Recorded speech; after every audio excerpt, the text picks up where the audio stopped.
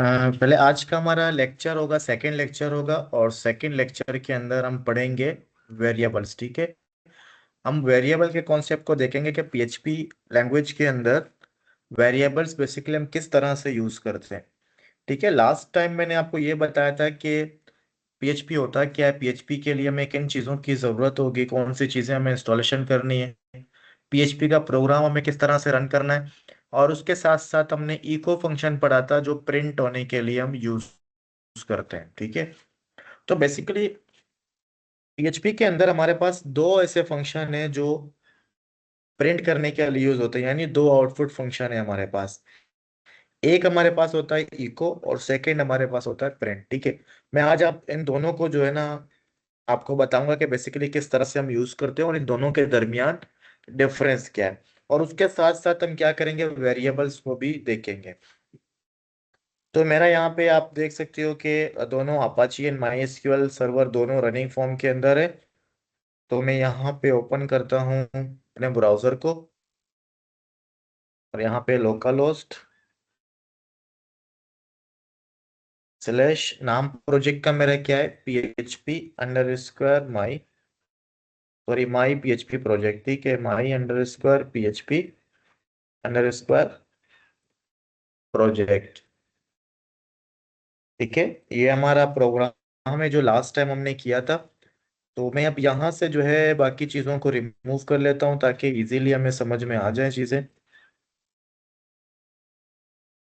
ठीक है, सारी चीज़ें मैंने यहाँ से रिमूव कर दी, मैं इनको भी बल्कि रिमूव कर रहा हूँ सारी चीज़ों को। ठीक है, बिल्कुल कंप्लीट मैंने सारी चीज़ें रिमूव कर दी है। अब मैं आपको बताऊंगा कि बेसिकली वेरिएबल होता क्या है और वेरिएबल हम क्यों यूज करते हैं। सबसे फर्स्ट ये कि देखो, हम प्रोग्रामिंग कर रहे हैं, सॉफ्टवेयर्स बड़े बड़े बनाते हैं, तो हमें अक्सर ऐसा भी होता है कि कुछ ऐसी वैल्यूज होती हैं जिनको स्टोर करवाना होता है और उसी प्रोग्राम के अंदर नीचे या बाद में हमें यूज करना होगा वो वैल्यू। ठीक है। हमें कैलकुलेशंस करनी होती हैं, तो कैलकुलेशन करने के लिए हमें वैल्यूज की नीड होगी। और उन वैल्यूज को हम कहाँ स्टोर करेंगे, उनके लिए हम यूज करते हैं वेरिएबल्स। सिंपल वेरिएबल की एक डेफिनेशन है कि वेरिएबल को ये कहा जाता है कि वेरिएबल्स बेसिकली क्या है, कंटेनर्स है। कंटेनर का मतलब ये कि जैसे नॉर्मली आप लोगों ने देखा होगा कि बड़े बड़े ट्राले होते हैं जिनके ऊपर कंटेनर्स रखे हुए होते हैं। उन कंटेनर्स का काम क्या होता है कि अगर एक सिटी से दूसरे सिटी, या एक कंट्री से दूसरे कंट्री, या एक प्रोविंस से दूसरे प्रोविंस अगर आपको कोई भी चीज ले जाना हो, तो उसके लिए हम क्या करते हैं, कंटेनर्स यूज करते हैं। ठीक है। तो देखा होगा बड़े बड़े ऑर्गेनाइजेशंस वगैरह कंटेनर्स को यूज करते हैं एक जगह से दूसरी जगह पे जो है ना ले जाने के लिए अपने प्रोडक्ट्स को। ठीक है, केमिकल्स भी होते हैं उसमें, बहुत सारी चीजें हो सकती हैं। ठीक है। तो अब हम यहाँ पे क्या करेंगे, वेरिएबल्स को, यहाँ पे वेरिएबल्स के अंदर हम क्या करते हैं, डेटा स्टोर करवाते हैं। डेटा यानी वैल्यूज स्टोर करवाते हैं। अब वैल्यूज के कौन कौन से टाइप्स होते हैं वो भी हम देखेंगे। और पीएचपी के अंदर हम किस तरह से वेरिएबल्स को डिक्लेयर करते हैं और इनिशियलाइज करते हैं और यूज करते हैं, वो भी मैं आपको बताऊंगा। ठीक है। और उसके साथ साथ मैं कोशिश करूंगा कि आपको बताऊं कि किस तरीके से हम जो है इनको रीड करेंगे। ठीक है। देखो, कोड को रीड करने का भी एक तरीका होता है, तो वो भी आपको आना चाहिए। जब तक आप अपने प्रोग्रामिंग लैंग्वेज, जिस भी प्रोग्रामिंग लैंग्वेज पे आप काम कर रहे हो, उसके साथ आप बातें करना नहीं सीखोगे तो आप नहीं, नहीं कर सकते प्रोग्रामिंग। तो चलिए स्टार्ट करते हैं। देखो, एक बार फिर मैं बता रहा हूँ कि एक पीएचपी का फाइल है। पीएचपी के फाइल के अंदर हम लोग HTML, CSS, जावा स्क्रिप्ट और PHP, ये चारों चीजें हम लिख सकते हैं। ठीक है, चारों लैंग्वेजेस के कोड लिख सकते हैं। अभी फिलहाल मेरे पास यहाँ पे PHP का एक फाइल है और यहाँ पे मेरे पास कुछ भी नहीं है, यानी HTML का ना हेडर है फुटर है, कुछ भी नहीं है। जस्ट मैं आपको आज वेरिएबल का कॉन्सेप्ट समझा रहा हूँ। तो जैसे मैंने लास्ट टाइम आपको कहा था कि आपको क्या करना है, जब भी आप पीएचपी के फाइल के अंदर पीएचपी की प्रोग्रामिंग कर रहे होगे, तो आपको पीएचपी स्टार्टिंग टैग और क्लोजिंग टैग लाजमी यूज करना है। अच्छा, अब इसके बाद नेक्स्ट हमें क्या करना होगा, हम एक वेरिएबल लेंगे। ठीक है, डिफरेंट वेरिएबल्स लेंगे और उन वेरिएबल्स को जो है ना हम प्रिंट करके दिखाएंगे। जैसे फॉर एग्जांपल मैं एक वेरिएबल लेता हूँ जिसका नाम क्या है, एक्स। अच्छा, ये डॉलर साइन जो मैंने स्टार्टिंग में लगाया, ये डॉलर साइन मैंने क्यों लगाया, देखो पीएचपी के अंदर जब कभी भी आपको वेरिएबल लेना होगा तो आपको क्या यूज करना है, डॉलर साइन लाजमी यूज करना है, ठीक है। तो डॉलर साइन से हमें यह पता चलता है कि बेसिकली हम ये वेरिएबल है, ठीक है। अगर वेरिएबल हो या एरे हो तो उसके लिए हम क्या करते हैं, डॉलर साइन ही यूज करते हैं। अच्छा, एक और चीज यहाँ पे हमें जो पीएचपी है बेसिकली क्या है, लूजली कपल जो है ना हमारे पास ये लैंग्वेज है। यहाँ पे हमें किसी भी डेटा टाइप को डिस्क्राइब करने की जरूरत नहीं है। जैसे हम लोग सी लैंग्वेज, सी प्लस प्लस, जावा के अंदर हम क्या करते थे कि अगर हम एक वेरिएबल ले रहे हैं तो हमें डिफाइन करना होता था कि ये वेरिएबल हम ले रहे हैं, इस वेरिएबल का डेटा टाइप क्या होगा, यानी इस वेरिएबल के अंदर किस टाइप का डेटा स्टोर होगा। इसके अंदर इंटीजर होगा, इसके अंदर स्ट्रिंग होगा, फ्लोट होगा, वारचार होगा, बुलियन होगा। ये सारी चीजें जो है ना हम क्या कर देते थे, डिफाइन कर देते हैं। लेकिन पीएचपी क्या कहता है कि जस्ट आपको क्या करना है, आप वेरिएबल लो और वेरिएबल को आप जो भी वैल्यू असाइन करोगे मुझे ऑटोमेटिकली पता चल जाएगा कि इस वेरिएबल के अंदर किस टाइप का डेटा अवेलेबल है। जैसे मैंने एक्स लिया, एक्स के बाद मैंने क्या किया, असाइन ऑपरेटर लगाया और यहाँ पे मैं इसकी वैल्यू दे देता हूँ 10। मैंने क्या वैल्यू दिया, 10 वैल्यू दिया, ठीक है। अच्छा, अब यहाँ पे इसको किस तरह से रीड करेंगे, जो एक लाइन मैंने लिखा है इसको हम क्या करेंगे, देखो ये जो हमारे पास असाइन ऑपरेटर है, असाइन ऑपरेटर का काम क्या है, असाइन ऑपरेटर का काम ये है कि राइट साइड पे जो भी कुछ होगा, देखो राइट साइड का मतलब क्या हुआ, 10। जैसे अब ये प्रोग्राम है, इसमें क्या लिखा हुआ है, एक वेरिएबल है जिसका नाम क्या है, एक्स, ठीक है। एक्स के बाद हमने क्या दिया, असाइन ऑपरेटर, यानी इजिकल टू का नहीं, इसको इजिकल टू हम नहीं पढ़ेंगे, इसको क्या पढ़ेंगे, असाइन ऑपरेटर पढ़ेंगे, ठीक है। इसका काम क्या है कि राइट साइड पे जो कुछ भी होगा उसको लेफ्ट साइड वाले वेरिएबल को असाइन कर देना। इसका मतलब ये हुआ कि अब जो एक्स है, एक्स की वैल्यू क्या हो गई, 10 हो गई, ठीक है। किस तरह से अब मैं आपको यहाँ प्रिंट करके दिखाता हूँ। जैसे मैंने कहा था कि इको बेसिकली हमारे पास होता है किस लिए, प्रिंट करने के लिए। तो हमने यहाँ पे एक्स लिखा तो ये वेरिएबल हमने यहाँ पे क्या करवा दिया, प्रिंट करवा दिया, ठीक है। यहाँ पे आए, रिफ्रेश किया तो यहाँ पे देखो वैल्यू हमारे पास क्या आ गई है, 10 आ गई है, ठीक है। ये तो हमने क्या किया, सिर्फ और सिर्फ एक वेरिएबल लिया, उस वेरिएबल को प्रिंट किया। फॉर एग्जांपल यहाँ पे मैं लिखता हूँ नेम। अब नेम क्या है, बेसिकली वेरिएबल का नाम है और इसको हमने एक वैल्यू असाइन कर दिया, for example PHP is my language, ठीक है। अब देखो नेम, मैंने एक वेरिएबल लिया जिसका नाम क्या है, नेम, ठीक है। और इसको मैं वैल्यू कौन सी असाइन की है, मैंने किया है क्या, PHP इज माई लैंग्वेज। अब PHP को मैंने यहाँ, ये जो पूरा सेंटेंस है, सेंटेंस को मैंने डबल कोटेशन के अंदर क्यों लिखा, देखो हम जब कभी भी नंबर लिखते हैं ना, नंबर लिखते हैं तो नंबर्स हम विदाउट डबल कोटेशन या सिंगल कोटेशन लिखते हैं, ठीक है। अच्छा, अगर हम जो है कोई भी नाम वगैरह या कोई डिस्क्रिप्शन सेंटेक्स वगैरह या पैराग्राफ वगैरह लिखना हो तो उसके लिए हम क्या यूज करेंगे, डबल या सिंगल कोटेशन लाजमी यूज करेंगे, ठीक है। देखो डबल या सिंगल कोटेशन के अंदर जब जब कभी भी कोई भी चीज लिख रहे हैं तो उसको हम क्या बोलेंगे, एज अ स्ट्रिंग बोलेंगे, ठीक है। और स्ट्रिंग के अंदर सारी चीजें आती हैं, चाहे आप नंबर लिख रहे हो, आप फ्लोट वैल्यू लिख रहे हो, आप डबल वैल्यू लिख रहे हो, आप उसी भी तरह का वैल्यू लिख रहे हो एज अ स्ट्रिंग यानी डबल कोटेशन के अंदर, तो सेम एज इट इज वो क्या होगा, असाइन हो जाएगा नेम को। देखो अब हमने दो वेरिएबल लिए हुए हैं, ठीक है। एक हमारे पास एक्स है जिसकी वैल्यू 10 है और सेकंड हमारे पास क्या है, नेम, ठीक है। अब यहाँ पे एक और चीज आती है कि मैं आउटपुट देना चाह रहा हूँ कि मैं स्ट्रिंग के साथ वेरिएबल्स को भी प्रिंट करवाऊं। अब पीएचपी के अंदर दो तरीके हैं इसके प्रिंट करने के। एक, हमने डबल कोटेशन ओपन किया तो मैंने यहाँ पे लिखा the value of x is, और उसके बाद मैंने ये एक्स डाल दिया स्ट्रिंग के अंदर। हालांकि बाकी लैंग्वेजेस के अंदर आप स्ट्रिंग के अंदर जब वेरिएबल नेम लिखते हो तो वहां पे क्या होता है कि जो भी नाम होगा वेरिएबल को नाम प्रिंट होके आ रहा होगा, लेकिन यहाँ पे ऐसा कुछ भी नहीं है। देखो अब जब मैं इसको रिफ्रेश करूंगा तो क्या हो गया, the value of x is 10।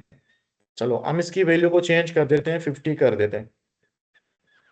तो क्या हुआ, एक्स की वैल्यू क्या हो गई, अब 50 हो गया, लेकिन यहाँ पे हमने सिर्फ एक्स लिखा है। तो इसका मतलब ये हुआ कि वेरिएबल को जो वैल्यू हम असाइन करेंगे उसके बाद उस वेरिएबल को हम पूरे पेज के अंदर जहां कहीं भी यूज करेंगे तो उसकी जगह पे क्या यूज होगा, वैल्यू, यानी उसकी वैल्यू। अब ये एक्स का मतलब क्या है, 50। अगर मैं इसको चेंज करके यहाँ से 30 कर देता हूँ तो इसका मतलब अब क्या हो गया, 30 हो गया। ठीक है। अच्छा, अब मैं ये लिखता हूँ कि and the value of name is, यहाँ पे मैं लिखता हूँ नेम। ठीक है, रिफ्रेश करते हैं, अब देखो क्या हो गया। नेम की जगह पे क्या आ रहा है, जो भी वैल्यू हमने नेम वाले वेरिएबल को असाइन किया था वो वैल्यू यहाँ पे क्या हो रही है, प्रिंट हो रही है। ठीक है, नॉर्मली। अच्छा, ये एक तरीका था। अब हम आते हैं सेकंड तरीके के ऊपर। तो मैं यहाँ पे एक लाइन ब्रेकर लगा देता हूँ HTML का, दो बल्कि। तो इसका मतलब क्या होता है, इंटर, जैसे MS वर्ड के अंदर हम क्या करते हैं, इंटर प्रेस करते हैं, नीचे लाइन से स्टार्ट हो जाता है। ठीक है, तो यहाँ पे भी BRs का मतलब क्या है कि दो दफा हमने इंटर प्रेस करके अब हम नीचे आ रहे हैं। देखो, मैंने स्टार्टिंग में बताया था कि वेब के अंदर आप जो कुछ भी करोगे यहाँ पे आपको HTML टैग्स के जरिए करना होगा। स्पेस देना है, टैब देना है, आपको इंटर प्रेस करना है, बोल्ड इटैलिक, जो भी चीजें करनी है वो आप क्या करोगे, HTML या CSS के जरिए करोगे। तो अब यहाँ पे हम आते हैं इको। ठीक है, अब सेकंड तरीका क्या होता है, कॉन्केटिनेट का। कॉन्केटिनेशन यानी हम क्या करते हैं, कॉन्केटिनेशन का मतलब क्या होता है, जोड़ना होता है। ठीक है, यानी स्ट्रिंग और वेरिएबल्स को हम किस तरह से लिखेंगे। तो यहाँ पे हम क्या कर रहे हैं, यहाँ पे मैं लिखता हूं the value of x is, अब यहाँ पे मैंने क्या किया, डॉट लगाया। डॉट से बेसिकली क्या होगा, हमें ये पता चलेगा कि हम लोग क्या कर रहे हैं, कॉन्केटिनेशन कर रहे हैं। तो यहाँ पे हमने एक्स लिखा और यहाँ पे हमने दोबारा से डॉट लगा दिया। ठीक है, अब इस डॉट से यहाँ पे क्या हो रहा है कि नॉर्मली हम दोनों को जोड़ रहे हैं, यानी इस स्ट्रिंग को और इस वेरिएबल को हमने क्या कर दिया, सिंगल लाइन के अंदर जोड़ दिया। अच्छा, अब यहाँ पे हम ये लिखेंगे कि and the value of name is, again हमने डॉट लगाया, उसके बाद दूसरा वेरिएबल। ठीक है, तो अब इसको जब रिफ्रेश करेंगे तो देखो दोनों के आउटपुट क्या है, बिल्कुल सेम है। यानी ये दो तरीके हैं। एक तो हमने क्या किया कि सिंगल स्ट्रिंग के अंदर भी जब आप वेरिएबल्स को लिखते हो तो उससे क्या होता है कि वो वेरिएबल की वैल्यू को प्रिंट करता है। ठीक है। ये सॉरी, अच्छा, वो वो लिंक नहीं खुल रहा था। It was saying it might take a while. अच्छा, अब ज्वाइन हो गया ना आपका। अब हो गया सर। मैंने क्या मिस किया है? ज्यादा नहीं किया, मैं वही चीजें रिपीट कर रहा हूँ, समझा रहा हूँ। ओके।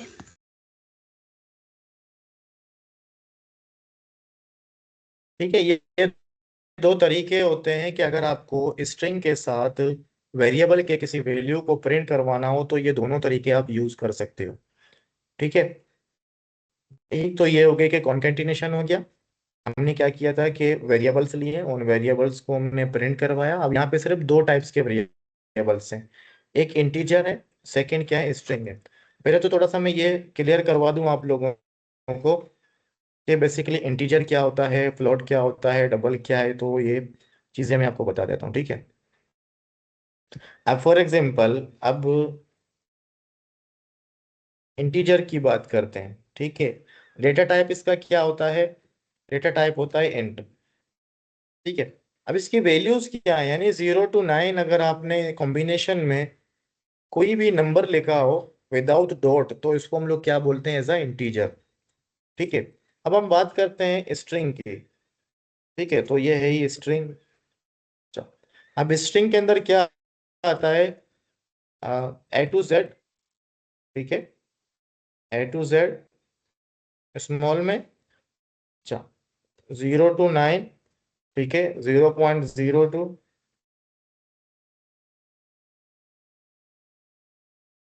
तो आप ये समझ लो कि 9.9, यानी पॉइंट्स में भी वैल्यू दे सकते हो।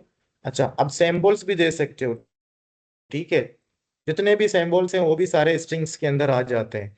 यानी स्ट्रिंग क्या होता है, कॉम्बिनेशन होता है सबका। अच्छा, अब हम बात करते हैं उसके फ्लोट या फिर डबल डेटा टाइप्स की। ठीक है, तो इसमें क्या आता है कि भाई डेसिमल नंबर्स आते हैं, सॉरी,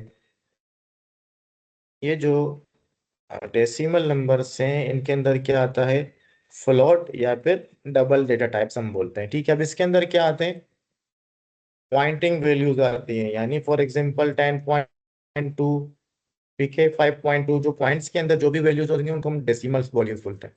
अच्छा, उसके बाद हमारे पास क्या आता है, ट्रू एंड फॉल्स आता है, यानी फॉर एग्जांपल, हाँ, अब हम बात करते हैं बूलियंस की, ठीक है, बूलियन नंबर। तो इसके अंदर हमारे पास क्या आते हैं, सॉरी, इसकी वैल्यूज होती है यहाँ पे ट्रू या फिर फॉल्स। ठीक है, तो इनको हम बोलते हैं बूलियंस वैल्यूज बोलते हैं। तो ये कुछ डेटा टाइप्स हैं जो आपके जो प्रोग्रामिंग के अंदर यूज हो रहे होते हैं। ठीक है, इस तरह की हमारे पास वैल्यूज होती हैं। अब इन डेटा टाइप्स को देखने के लिए हमें क्या करना होगा, फॉर एग्जांपल यहाँ पे मैं एक और लिख देता हूँ y, और इसको मैं असाइन करता हूँ 2.5 वैल्यू। ठीक है, और यहाँ पे मैं चेक के नाम से एक वेरिएबल लेता हूँ और इसको मैं कर देता हूँ ट्रू। ठीक है, तो इसको जरा सा मैं खत्म करता हूँ फिलहाल। अब ये देखो, चार वेरिएबल्स है मेरे पास, मुझे इनके डेटा टाइप्स देखने हैं। किस तरह से मैं पता कर सकता हूँ कि डेटा टाइप बेसिकली क्या है इनका। तो डेटा टाइप देखने के लिए हमारे पास क्या होता है, वार डम।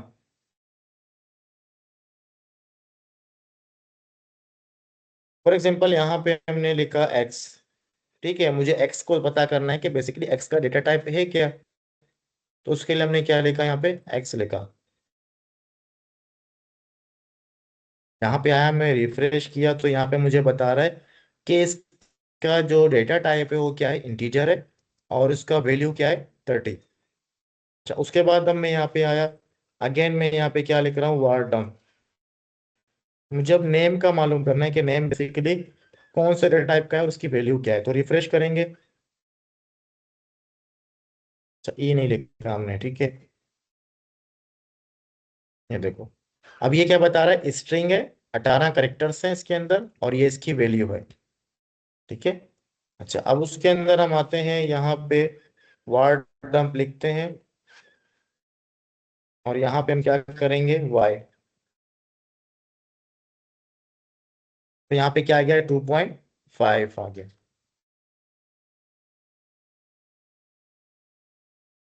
ठीक है, तो बता रहा है कि अभी इसकी वैल्यू 2.5 है, और इसका डेटा टाइप क्या है, फ्लोट है। वार डंप चेक। ठीक है, तो इसको रिफ्रेश करेंगे तो यहाँ पे क्या बता रहा है, इसका डेटा टाइप क्या है, बुलियन है, और इसकी वैल्यू क्या है, ट्रू है। ठीक है, ये देखो खुद बता रहा है, अगर आपको चेक करना है किसी भी वेरिएबल या एरे का कि उसका डेटा टाइप बेसिकली कौन सा है, तो आप इस तरह से चेक कर सकते हो वारडम के जरिए। ठीक है, एक हमारे पास होता है प्रिंट आर, जैसे मैंने एक्स यहाँ पे लिख दिया, ठीक है, प्रिंट आर। रिफ्रेश करेंगे, प्रिंट आर देखो यहाँ पे क्या दे रहा है, एरर। अगर मैं प्रिंट आर को क्या करूंगा, कोई एक एरे असाइन करूंगा, तो मुझे क्या करेगा, एरे की लेंथ भी बता देगा, एरे के अंदर कौन कौन सा डेटा, वो सारी चीजें बता देगा। ठीक है, तो जब एरे में आएंगे तो हम वार प्रिंट आर यूज करेंगे।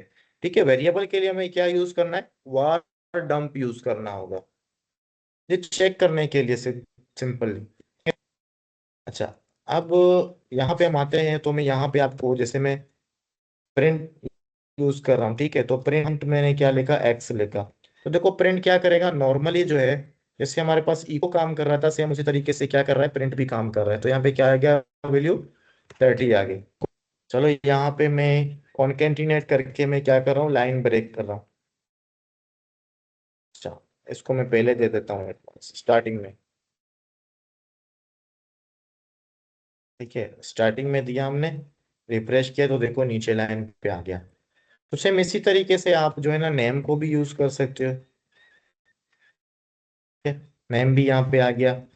अगर वाई को यूज करोगे तो वाई की वैल्यू भी यहाँ पे आ रही है। यानी इको और पीएचपी में डिफरेंस ये है कि इको जो है रिटर्न नहीं करता। अब ये रिटर्न वगैरह आप कहाँ सीखोगे, जब हम फंक्शंस के अंदर आएंगे। ठीक है, अब प्रिंट में क्या होता है कि प्रिंट बेसिकली आपको रिटर्न करता है 1, जब ट्रू हो जाता है। ठीक है, यानी प्रिंट करने के बाद 1 रिटर्न करता है। तो प्रिंट को एज आप कंडीशंस के अंदर, जो इफ एल्स आगे हम जाके पढ़ेंगे, उसके अंदर भी आप यूज कर सकते हो। बाकी इको को आप उसके अंदर यूज नहीं कर सकते हो। सेकंड, एक और थर्ड डिफरेंस इसके अंदर क्या है, कि इको के अंदर मल्टीपल पैरामीटर्स आप यूज कर सकते हो, और प्रिंट के अंदर आप सिर्फ एक सिंगल ही पैरामीटर यूज कर सकते हो, उससे ज्यादा यूज नहीं कर सकते। ठीक है, ये बहुत सारी चीजें आपको टाइम टू टाइम पता चलती जाएंगी।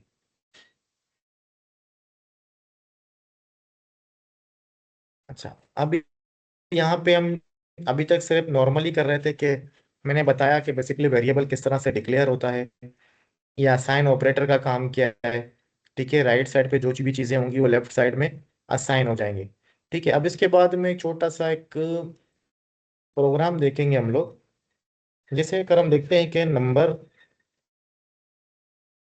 नंबर 1, ठीक है, इसको हमने क्या दिया, 50 दिया। अच्छा, नंबर 2, और इसको हमने क्या दे दिया, 10। ठीक है, दो वैल्यूज हैं। एक हम लेते हैं रिजल्ट का, result is equal to number 1 plus number 2।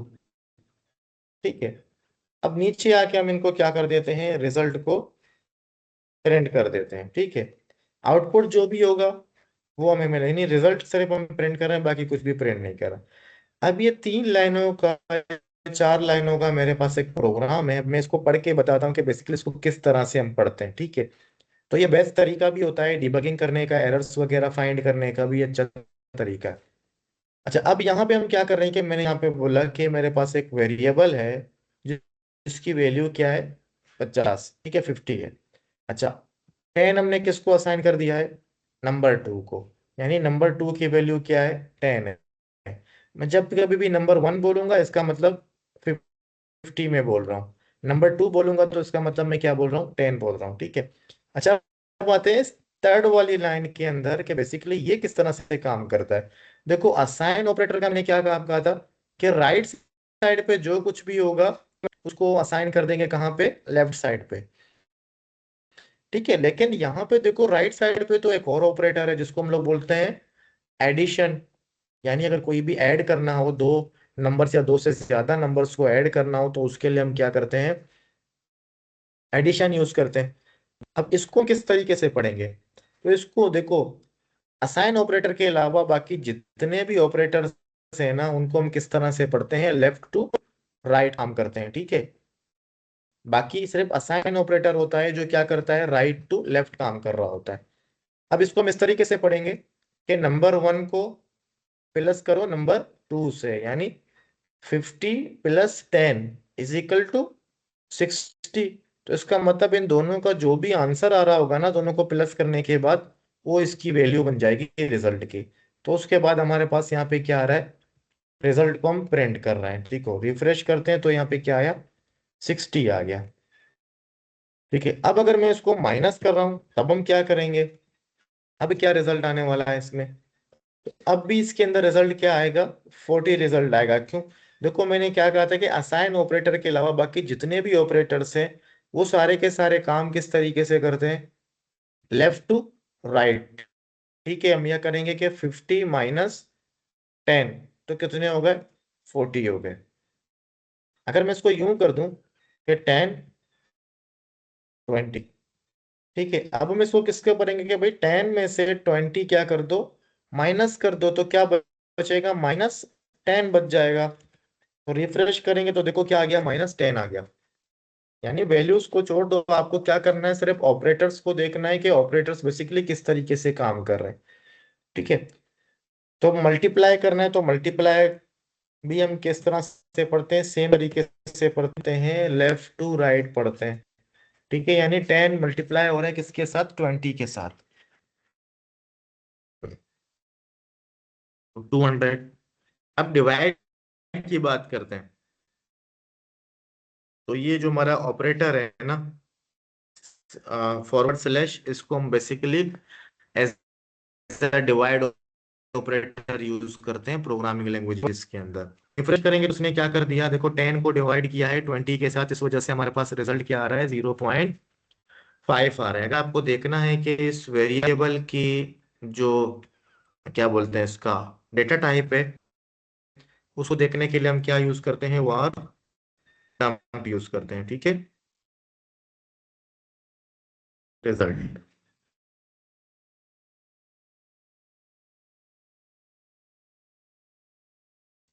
Error दे रहा है ये। सही है। ठीक है, अब ये क्या बता रहा है कि इसकी वैल्यू 0.5 है और डेटा टाइप क्या है, फ्लोट है। चलो तो अब इसको जरा सा हम प्लस कर देते हैं। और अब देखते हैं कि बेसिकली अब इसका जो है ना डेटा टाइप क्या है। अब देखो इंटीजर हो गया क्योंकि नंबर चेंज हुआ, भी चेंज हो गया। ठीक है, तो इस तरीके से हमने क्या किया, एडिशन, मल्टीप्लिकेशन, डिवीजन और सब्सट्रैक्शन। ठीक है, ये चार ऑपरेटर्स सीखे हमने। और ये सीखा कि वेरिएबल्स लेते किस तरीके से हैं, वेरिएबल को डेटा किस तरीके से असाइन करते हैं हम लोग। ठीक है, और उसके बाद हमने ये देखा हम्म, कि असाइन ऑपरेटर किस तरह से काम करता है, और असाइन ऑपरेटर के अलावा बाकी जितने भी ऑपरेटर्स होंगे उनको हम किस तरीके से रीड करेंगे, किस तरीके से हम उनको पढ़ेंगे। अक्सर मसला होता है कि बच्चे प्रोग्राम रीड नहीं कर सकते हैं, यानी छोटा सा छोटा प्रोग्राम ही क्यों ना हो उसको पढ़ नहीं सकते, किस तरह से पढ़ना है। तो बेसिकली हमें जब तक एक एक चीज के बारे में उसकी वर्किंग का पता नहीं होगा तो हम उसके ऊपर काम नहीं कर सकेंगे। ठीक है, तो ये हमारे पास जो है था कि वेरिएबल किस तरह से लेते हैं। अच्छा, इसके अलावा एक और चीज़ है कि अगर हम मल्टीपल वेरिएबल्स को वैल्यू असाइन करना हो, कि फॉर एग्जांपल इस नंबर 2 को मैं यहाँ से रिमूव कर लेता हूँ और यहाँ पे मैं लिखता हूँ नंबर 2 इज इक्वल टू 10। अब इसका मतलब क्या हुआ कि ये जो देखो मैंने क्या कहा था कि आपको किस तरह से पढ़ना है, राइट टू लेफ्ट पढ़ोगे। ठीक है, तो ये पूरा एक लाइन है, इसको मैं किस तरह से पढ़ूंगा, 10। ठीक है, सबसे पहले 10 किसको असाइन होगा, असाइन होगा नंबर 2 वाले वेरिएबल को। ठीक है, जिसका नाम क्या है, नंबर 2। अच्छा, उसके बाद नंबर 2 की जो भी वैल्यू होगी वो किसको असाइन होगी, नंबर 1 को। इसका मतलब दोनों की वैल्यू क्या हो जाएगी, 10 हो जाएगी। जब इसको रिफ्रेश करेंगे तो दोनों की वैल्यू क्या होगी, 10 थी। इस वजह से यहाँ पे 20 आंसर हमारे पास आ गया है। तो इसको जब डिवाइड कर देंगे तो ये फिर क्या होगा, 1 1।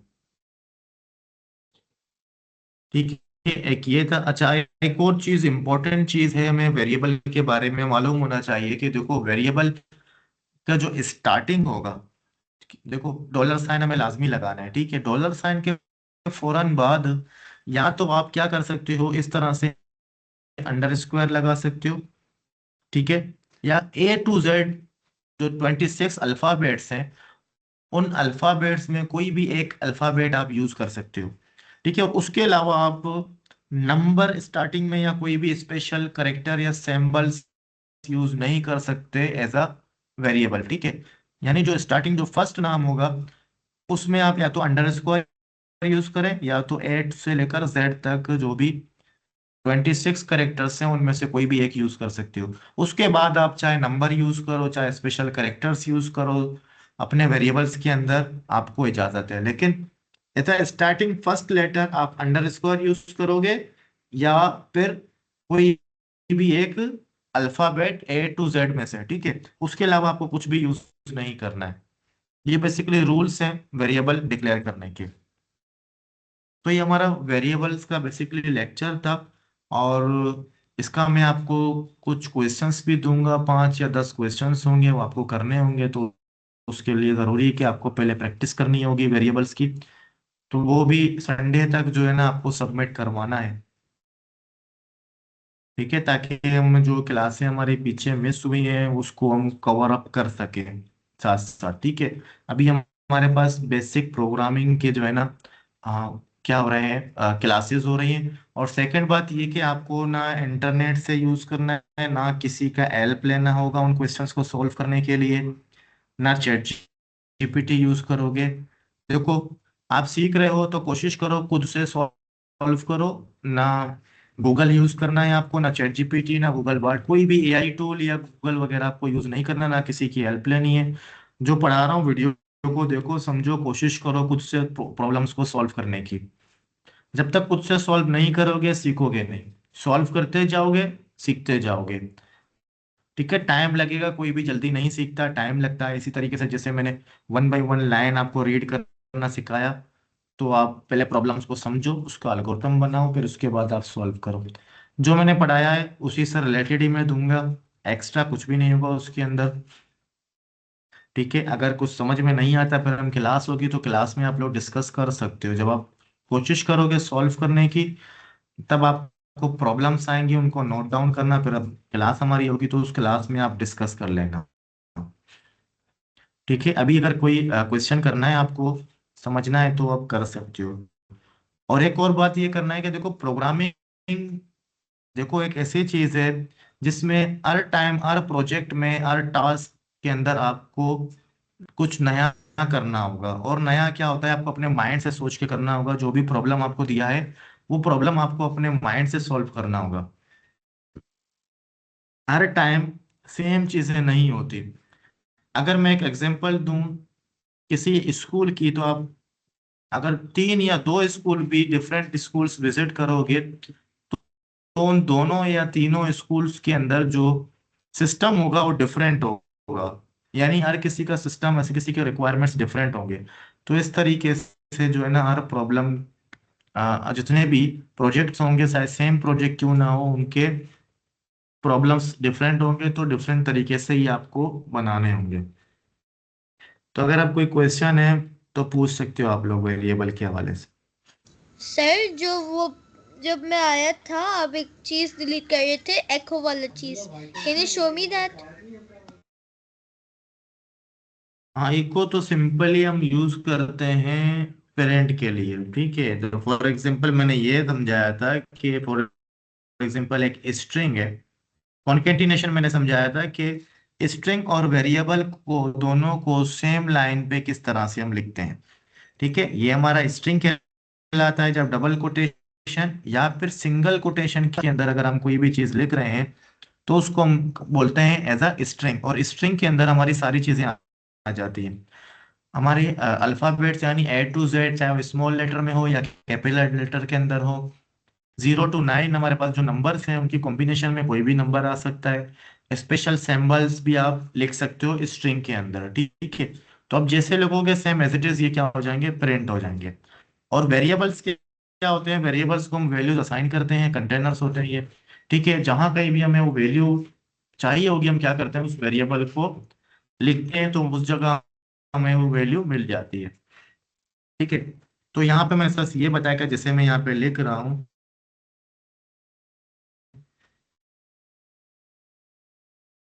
The addition of both numbers is, और यहाँ पे देखो इस तरह से रिजल्ट हमारे पास आ जाता है।